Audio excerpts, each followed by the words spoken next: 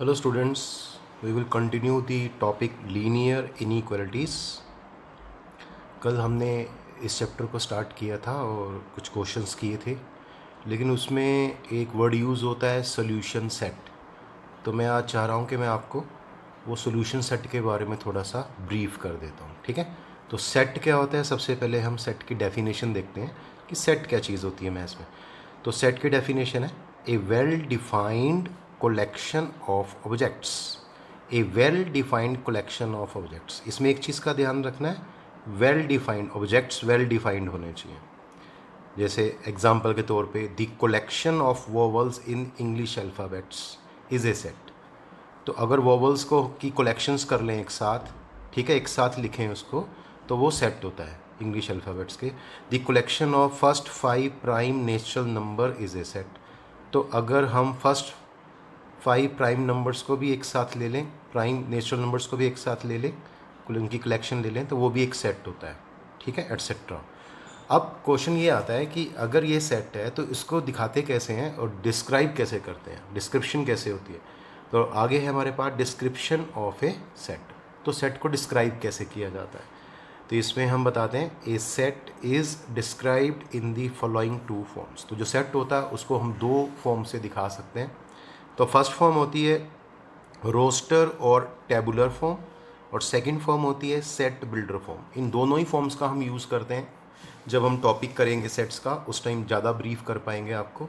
अभी सिर्फ थोड़ा सा मैं ब्रीफ कर रहा हूँ उसको। रोस्टर फॉर्म क्या होती है सबसे पहले, ठीक है। तो इस फॉर्म में, इन this form a set is described bye listing elements separated by commas with in braces. Braces mean brackets, कौन सी, करली ब्रैकेट। तो क्या होता है इस फॉर्म के अंदर, हम कैसे डिस्क्राइब करते हैं, सेट के सारे एलिमेंट्स दिखाते हैं, उसको सेपरेट करते हैं कोमा से, और उन सभी एलिमेंट्स को बंद कर देते हैं एक ब्रैकेट के अंदर जो करली ब्रैकेट होती है। तो यहाँ से स्टार्ट होगी ब्रैकेट और यहाँ पे ब्रैकेट एंड हो जाएगी। जैसे एग्जाम्पल के तौर पे जैसे हम ले सकते हैं, एग्जाम्पल मैंने लिया है 1, this set of vowels of English alphabets is described in roster form as. तो जो इंग्लिश के वोवल्स हैं, इंग्लिश अल्फ़ाबेट्स के जो वोवल्स हैं, उसको अगर हमें रोस्टर फॉर्म में लिखना हो तो सबसे पहले वो कितने वोवल्स होते हैं, 5 होते हैं। कौन से होते हैं, ए ई आई ओ यू, 5 होते हैं। अब इसको हमने रोस्टर फॉर्म में कैसे दिखाना है, तो रोस्टर फॉर्म स्टार्ट कैसे होती है, करली ब्रैकेट से ये स्टार्ट होगी। इसके बाद आपने इसके एलिमेंट्स लिखने हैं, तो एलिमेंट्स यहाँ कितने होंगे, 5। कौन से, A E I O U, इनको ब्रैकेट से लिखना है और लास्ट एलिमेंट के बाद करली ब्रैकेट क्लोज कर देनी है। तो ये रोस्टर फॉर्म हो जाती है किसकी, सेट की। तो सेट को इस तरह से दिखाते हैं रोस्टर फॉर्म के अंदर। नाउ सेकेंड एग्जाम्पल लेते हैं, और the set of even natural numbers can be described in roster form as. अब इवन नेचुरल नंबर्स क्या होते हैं, 2 के मल्टीपल, 2 4 6, है ना। तो स्टार्ट कैसे करेंगे, करली ब्रैकेट से। तो फर्स्ट नंबर क्या आएगा, इवन नेचुरल नंबर है, इवन नेचुरल नंबर फर्स्ट कौन सा होता है, 2, फिर क्या आता है 4, फिर क्या आता है 6। तो 2, 4, 6, और ये चलता जाएगा। और यहाँ सिर्फ आपको 3 डैश या 3 डॉट्स ही दिखाने होते हैं। इसका मतलब होता है एंड सो ऑन। तो ये सो ऑन को रिप्रेजेंट कर रहा है, और यहाँ करली ब्रैकेट क्लोज कर देंगे। तो इसको क्या बोलेंगे, सेट की रोस्टर फॉर्म बोलेंगे। इसके बाद आती है सेकंड फॉर्म। तो सेट को हम एक और फॉर्म से भी डिस्क्राइब कर सकते हैं, that is set builder form. अब इसमें क्या होता है, ये थोड़ा सा मुश्किल पार्ट होता है, इसको बड़े ध्यान से देखना पड़ेगा। In this form a set is described by a characterising property P X, ये कैपिटल पी ऑफ एक्स, इसको बोलते हैं P of X of its elements X. तो इसमें क्या होगा, जो एलिमेंट्स एक्स होंगे उनकी एक प्रॉपर्टी होगी, एक स्पेशल प्रॉपर्टी होगी, जिसको मैंने पी एक्स का नाम दिया है। वो भी देखते हैं किस तरह से होगा। तो फिर से एक बार देख लेते हैं इसको। In this form a set is described by a characterising property P X of its element X. किस तरह से, देखो, in this form this set is described by, देखो करली ब्रैकेट से स्टार्ट होगा, उसके बाद हमेशा यहाँ पे एक्स आएगा, उसके बाद ये कॉलन आएगा, इसको बोलते हैं सच दैट, ये मैंने लिख दिया है, इसको रीड करते हैं सच दैट। इसके बाद वो प्रॉपर्टी आएगी। अब वो property question to question vary करती है। तो एक जनरल फॉर्म बताई मैंने, पी एक्स होल्ड्स, तो यहाँ जो भी लिखेंगे वो होल्ड होना चाहिए, एक्स उसको होल्ड करना चाहिए। एंड इज रीड एज, इसको कैसे हम रीड करेंगे, दिस सेट, इसको कैसे बोलेंगे, this set all x such that P x holds. The set of all x, इसको ऐसे हम रीड करेंगे, the set of all x such that P x holds. ठीक है, तो इस कॉलन को हम सच दैट कहते हैं। तो इस तरह से रीड कर सकते हैं इसको। अब ये एग्जाम्पल से ज़्यादा क्लियर होगा, अगर मैं एग्जाम्पल्स आपको दूंगा तो ज़्यादा क्लियर करेंगे इसको। First part, the set A, suppose कर लो मेरा कोई सेट ए है ऑफ इवन नेचुरल नंबर्स, ठीक है, can be written as in set builder form. तो सेट बिल्डर फॉर्म में जो सेट ए है जो क्या है इवन नेचुरल नंबर का, उसको कैसे लिखते हैं, तो ई आ गया। अगर मैं इवन नेचुरल नंबर की बात करूं तो रोस्टर फॉर्म में क्या होना चाहिए, करली ब्रैकेट 2, 4, 6 एंड सो ऑन और करली ब्रैकेट क्लोज। लेकिन यहाँ पे कैसे होगा, जैसे यहाँ बताया था एक्स आएगा, ये एक्स आ गया, सच दैट आएगा, ये कॉलन आ गया, और उसके बाद यहाँ एक प्रॉपर्टी लिखनी है जिसको एक्स फॉलो करता है। तो यहाँ पे क्या लिखना है, x is an even natural number. तो आप सिंपली यहाँ पे क्या लिख सकते हैं, एक्सप्लेन कर सकते हैं। तो इस तरह से भी से लिख सकते हैं इसको, और यहाँ करली ब्रैकेट क्लोज कर देंगे। तो जो इनकी कॉमन प्रॉपर्टी होगी वो यहाँ हम शो कर देंगे। तो पी एक्स क्या है, करेक्टराइजिंग प्रॉपर्टी है, ठीक है, जिसको एक्स फॉलो करता है। दूसरा क्या है इसमें मेथड, दूसरी तरह से कैसे दिखा सकते हैं, एक्स आ गया। अब एक्स क्या है, एक जो एक्स है वो नेचुरल नंबर है। अब इवन नेचुरल नंबर जो होगा वो भी नेचुरल नंबर ही होगा, तो हमने कहा एक्स है, लेकिन एक्स नेचुरल नंबर है, लेकिन एक्स क्या है, इवन है, तो उसका मल्टीपल किसका मल्टीपल होगा, वो 2 का, तो इसको 2n लिख दिया। अब मल्टीपल 2n है तो साथ में n बिलोंग्स टू n लिखना पड़ेगा, क्योंकि जो फर्स्ट आपका इवन नेचुरल नंबर है वो 2 होता है, तो n की फर्स्ट वैल्यू 1 होनी चाहिए। तो ये इस तरह से हम इसको डिस्क्राइब कर सकते हैं। एक और मेथड से भी डिस्क्राइब कर सकते हैं, और ई इक्वल टू, अब इसमें हमने सीधा ये चीज़ यहाँ दिखा देनी है, x बिलोंग्स टू n, फिर उसके बाद कोलन आएगा such that x is equal to 2n, और ये पार्ट सेम रहेगा, n बिलोंग्स टू n। तो ये थोड़ा सा मुश्किल पड़ता है सेट बिल्डर फॉर्म। अब इसका यूज़ मैं इन इक्वेशंस के करने वाला हूँ, इसलिए ये सारा मैं आपको बता रहा हूँ कि सेट बिल्डर फॉर्म क्या होती है, रोस्टर फॉर्म क्या होती है, तो आपको नॉलेज होनी चाहिए। ठीक, अब एक और एग्जाम्पल देखते हैं, the set A equal to, देखो ये इस सेट की रोस्टर फॉर्म है, और मैं चाहता हूँ इसको किस में लिखूँ, सेट बिल्डर फॉर्म में। देखो कैसे लिखूंगा इसमें, can be written in set builder form as. तो ए को कैसे लिखेंगे, यहाँ मैंने सीधा ही एक्स स्क्वेयर दिखा दिया, ठीक है, such that x belongs to Z दिखा दिया। अब जैसे मैं इसको ओपन करूंगा तो क्या आएगा, एक्स एक इंटीजर है, तो मान लो एक्स से इंटीजर 0 है, तो 0 का स्क्वायर 0 आ गया। अब -1 रखूँ चाहे मैं +1 रखूँ, आंसर हमेशा 1 नहीं आएगा।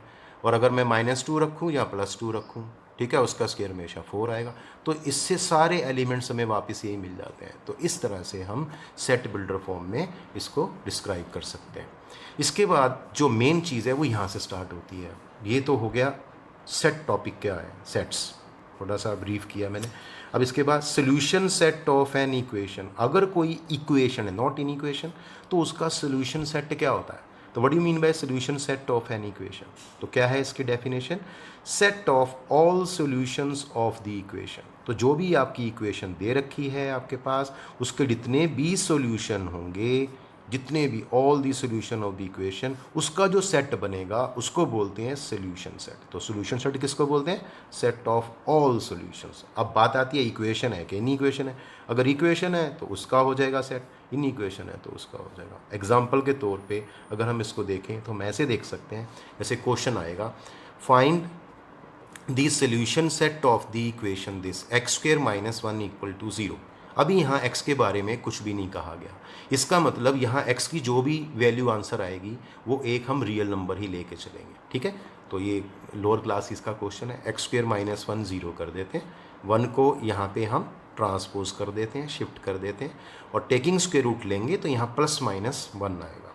अब x इक्वल टू +-1, इसका क्या मतलब है, इसका मतलब ये है कि इस वाली एक्सरसाइज, इस वाले जो इक्वेशन है इसके 2 सोल्यूशन है, इट हैज़ 2 सोल्यूशंस, एक +1 और एक -1, x is equal to +1 and x is equal to -1।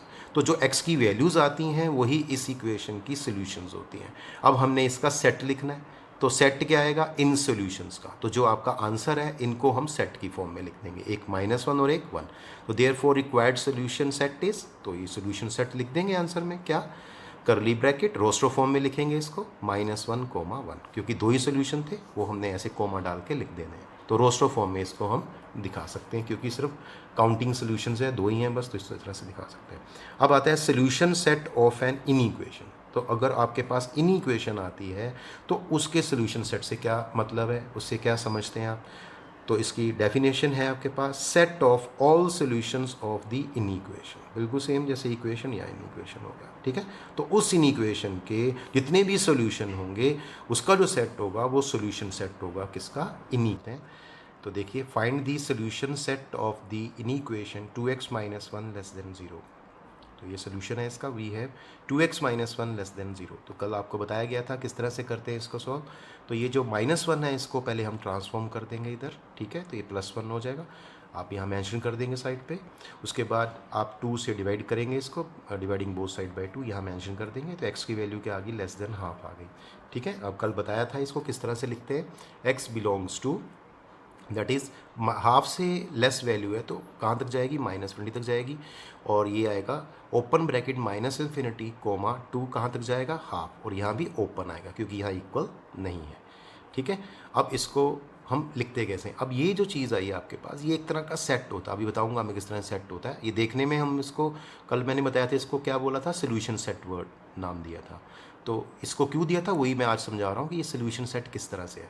तो आंसर क्या लिखा था, आंसर इस तरह से लिख सकते हैं, आप यहाँ भी छोड़ सकते हैं, लेकिन बेटर है कि आप इस तरह से आंसर दें। तो कल जो हमने क्वेश्चन किए थे उसको हमने यहीं ड्रॉप कर दिया था, लेकिन अब आप जो क्वेश्चंस करेंगे, ठीक है, तो ध्यान रखेंगे, आप लास्ट में एक लाइन लिखेंगे, therefore required solution set is, तो वो यही होता है -∞, ओपन ब्रैकेट -∞ से हाफ ओपन ब्रैकेट, ठीक है।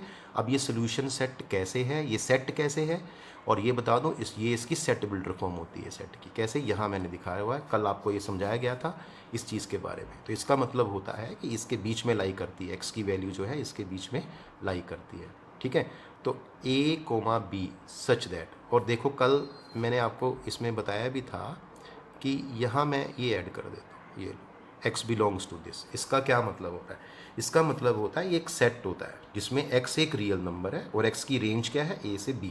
तो वो सारे रियल वैल्यूज़ जो a और b के बीच में लाई करते हैं, और साथ में a भी इंक्लूडिंग नंबर है, b भी इंक्लूडिंग नंबर है। तो इस तरह से ये जो चीज़ है, अगर x इसको बिलोंग करता है तो इसको सेट की फॉर्म में ऐसे दिखा सकते हैं, सेट बिल्डर फॉर्म में, this is this set builder form. तो ये एक सेट ही है, ये एक सेट है, ये जो आपके पास सेट है, ठीक है, और सोल्यूशन सेट है, इसको बोलते हैं इसका सोल्यूशन सेट। तो क्योंकि ये सेट है तो देखो सेट की फॉर्म में लिखा हुआ है और सेट बिल्डर फॉर्म में लिखा हुआ है। इसी तरह से ये दूसरा भी ले सकते हैं, x बिलोंगिंग टू दिस, ठीक है। तो यहाँ पे क्या होएगा, यहाँ पे तो दोनों तरफ क्लोज था तो इक्वल आ गया, यहाँ पे क्लोज्ड, यहाँ पे हाफ ओपन है, तो यहाँ पे इक्वल आएगा, यहाँ इक्वल नहीं आएगा। देखो ये भी सेट बन गया सेट बिल्डर फॉर्म में, ठीक है। यहाँ मैंने लिख दिया x बिलोंग्स टू दिस, ठीक है। इसका मतलब ये हो जाएगा, यहाँ हाफ ओपन हाफ क्लोज, ठीक है। तो यहाँ पे इक्वल नहीं आएगा और यहाँ पे b के साथ इक्वल का साइन आएगा, और लास्ट वाले में क्या कर सकते हैं, x बिलोंग्स टू दिस। तो ये इस तरह से ये सेट को ही रिप्रेजेंट करता है, इसलिए इसका नाम होता है सोल्यूशन सेट। इस वाली वैल्यू को सोल्यूशन सेट बोलते हैं, क्योंकि इसका दूसरा मतलब ये है कि x की वो सारी वैल्यूज़, x की वो सारी रियल वैल्यूज़, ठीक है, जिनकी वैल्यू हाफ से कम है, वो सारा मेरे आंसर में आती है, वो सारा मेरा सोल्यूशन है इस इक्वेशन का। तो इस तरह से हम बता सकते हैं ये इसका एक सोल्यूशन सेट है, ठीक है। अभी हमने कल एक क्वेश्चन किया था तो उसमें भी थोड़ा सा मैं बता दूं, इस तरह से लास्ट में आप कर सकते हैं। जैसे कल हमने क्वेश्चन किया था और वो सॉल्व करने के बाद यहाँ तक आ गया था, इफ़ वी है मान लो यहाँ तक आ गया, और उसके बाद केसेस थे। First, when x is a natural number, अब x is a natural number then x less than 2 implies, अब x नेचुरल नंबर है और उसकी वैल्यू 2 से कम है। अब 2 तो है नहीं, 2 के इक्वल तो है नहीं, तो 2 से कम एक ही नेचुरल नंबर आता है, तो x की वैल्यू क्या हो जाएगी, 1। अब देखा जाए तो आंसर यहीं छोड़ सकते हैं, क्यों, आपका सिर्फ एक ही आंसर है कि इसको जो सोल्यूशन जो इस इक्वेशन को सेटिस्फाई करती है x की वैल्यू सिर्फ 1 होगी, है ना।